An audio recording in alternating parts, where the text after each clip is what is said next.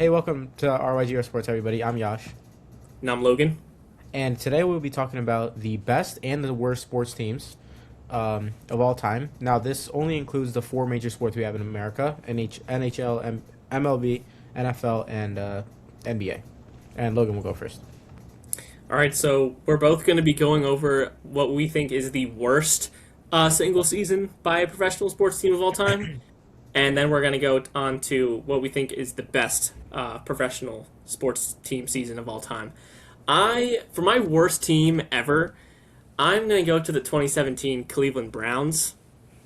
Now, the Browns that year are one of only two teams to ever finish a season 0-16, to not win a single game the entire season.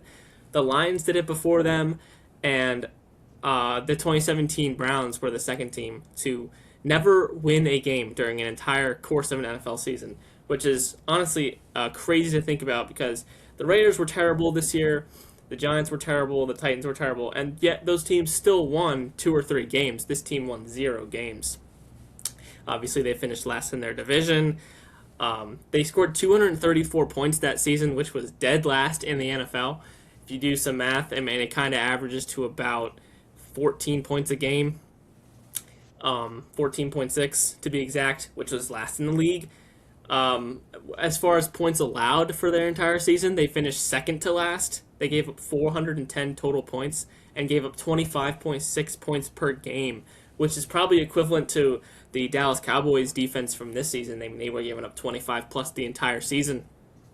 They finished with under 5,000 total yards of offense, which is really bad.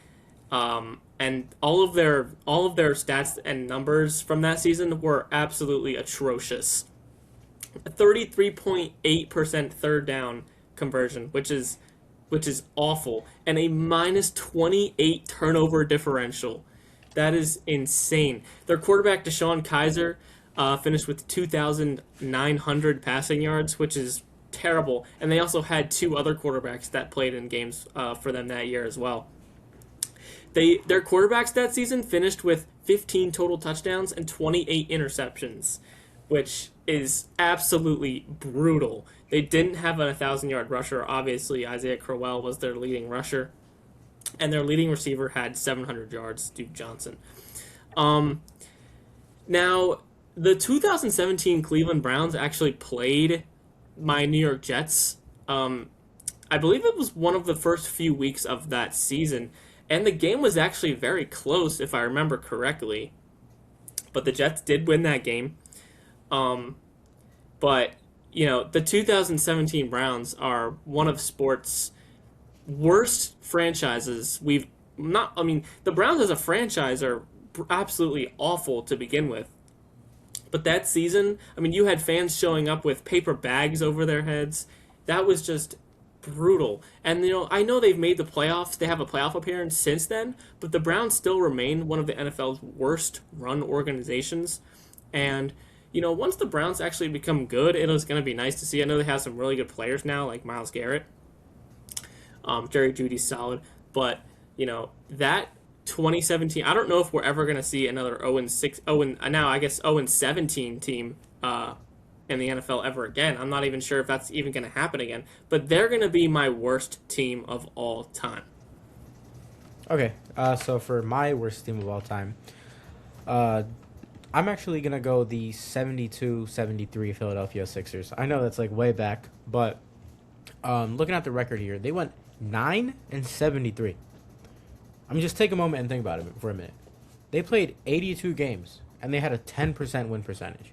I mean, that is horrendous. I mean, you're looking at this just a couple seasons back. What they did end up trading Wilt, I believe in '68, and they basically just they had nobody, right? And you know, I know I think it was the Pistons 2 seasons ago were really challenging that record, starting off like 5-40 or something like that. But to lose to lose 73 games is honestly more of a skill in my opinion. Because how do you manage to not be close as a professional team, not be close to winning any of those games? Like, how do you not like 9 games and out of the 9 games that they played, 7 of them they won by less than 5 points. Wow. Like, come on. I mean, their biggest win here, or I guess win gap, is 14 points. I mean, that's nothing, right? You look at teams nowadays. I mean, everybody's gonna lose games. Everybody's gonna win games. Nobody's gonna go 82-0 or whatever. But to go 9-73 is a skill, in my opinion. And I just don't think that there's any, at least teams, at least in the American sports, that really challenge this. I mean, I'm looking at it like Logan said. The Cleveland Browns were horrible, obviously, with their lead receiver being, I think, what, 700 yards. You said? Yeah, 700. Yeah, but I mean, their lead point per game player was Kevin Laurie. Yeah, this dude had. Hold on, he was averaging 13 points per game as their leading scorer. 13.8 points. Okay.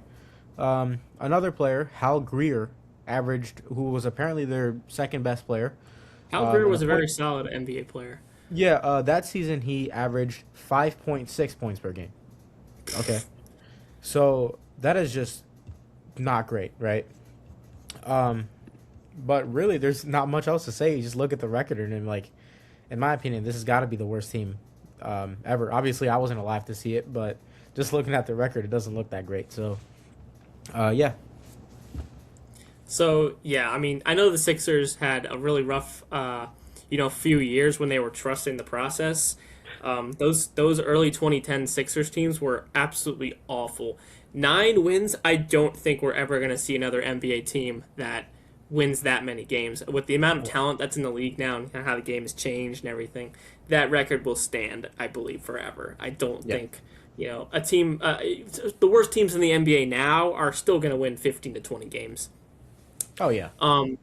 But yeah, that is definitely probably the worst team of all time. Yeah. I know I said the Browns, but Yeah. that is an NBA wise. insane record to Yeah. to achieve there. So now we're going to be moving on to a little bit of a better topic. We're going to go on to some of the best teams that we've ever seen. Now, I think I'm going to go towards one of the more obvious choices. I'm going to go with the 2016-2017 Golden State Warriors. Now, this may seem one of the most obvious decisions ever, right? Those Kevin Durant Warriors teams were absolutely insane. I know the year prior they won 73 games. They won 6 more games than they did in 2016-2017. But that championship, that 3-1 comeback that LeBron James led, really hurts that team a lot. So I'm going to go to the 2016-2017 Warriors. They went 67-15. Obviously, they had the best record in the NBA, first in their division, first in the West. That roster was absolutely loaded. They obviously won the championship 4-1 against the Cavs. They went 16-1 in that playoff run. The only game they lost was against the LeBron James Cavaliers, and they still did not give them a fight. I mean, every game in that series was not close. So, they had Kevin Durant, obviously, Steph Curry, Klay Thompson, Draymond Green, Andre Iguodala, Sean Livingston. They had all these great players. Kevin Durant won Finals MVP. He put up 35, 8, and 5 in the finals. Now, I know that performance compared to LeBron James is not as great, but obviously you have so many great players on the team. You got to share the ball. 35 points in the finals is still an insane number. And, of course, you had the Splash Bros, Draymond Green, who's one of the best supporting players of all time, and Andre Iguodala, who provides elite shooting, really great defense, and a lot of playoff experience anchoring them in that lineup there. Now, I'm a Rockets fan, so I had to go through the Warriors eliminating my team in the playoffs pretty much every season. I know in 2016 the Rockets lost to the Spurs in the second round. However, I believe 2017, 2018, 2019, the Warriors just eliminated my Rockets each and every year. Which was, I mean, as a kid growing up, those were some of my favorite teams to watch. The James Harden, Chris Paul Rockets were still one of the greatest teams ever. And I believe if Chris Paul doesn't get hurt, in Game 6 of that playoff series. I believe the Rockets win that finals in 2018. But going back to the 2016-17 Warriors, I mean, this team was absolutely insane on paper. We're never. I don't think. I mean, you can compare them to the '90s Bulls, but I don't. If they played each other, I don't think it would be close. I think the Warriors blow out those '90s Bulls teams. Right? Those Bulls teams didn't really have any shooting. I mean, I know you had Steve Kerr, but other than that, the Warriors would completely outpace them on offense and outshoot them. You know, so my best team of all time is going to be that 2016-2017 Warrior squad. You can compare some of the teams in the NBA now to that. I know the Thunder started 24-1, and it looked like they were, starting to get up there with some of the greatest teams ever. But now the Thunder are mid. I believe they're 7-7 in their last 14 or something like that. They've really fallen off. But overall, it's very hard for me to say there's another professional team that was better than this one, especially growing up watching them eliminate my favorite team in the playoffs every year. That core is absolutely unbelievable, and I don't think we'll ever see another NBA team as loaded and as dominant as that team. Yeah, I mean, just a quick, I guess, summary of what you just said. I had to also watch a big LeBron and Cavs fan. I had to watch them basically run through Cleveland all the time. I mean, I was watching LeBron put up. I believe he had 38. Hold on, let me check. It was 38 points per game, 13 rebounds, and 11 assists throughout the finals. And you still lose. Like, come on, you can't really ask LeBron to do anything else. I mean, it kind of just shows you how dominant that Warriors team really was. And everybody's like, "Oh, LeBron showed this, that." No, I mean, he went up against a monster team. I mean, that Yeah, team was loaded to the nobody teeth. was ever beating them. It was crazy. Even their bench was ridiculous, right? Obviously, the big three, more like a big four for the Big four, Warriors as yeah. opposed to like the big two on the Cavs. Because I mean, Kevin Love was a good piece, but he's not He was not a like Steph superstar. Curry or Klay Thompson, right? Great player, but not Steph Curry or Klay Thompson. Um, but moving on, for my best team of all time, I picked the '85 Bears, which may come to a surprise to a lot of people.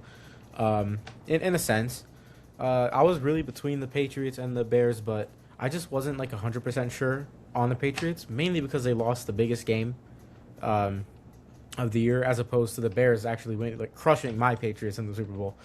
But I mean, looking at the stats, I mean that defense was just something else. I mean, offensively they weren't that great. I mean, Jim McMahon, the starting quarterback that season, had 2,400 yards, 15 touchdowns, 10 picks, a 90 passer rating. Nothing crazy really.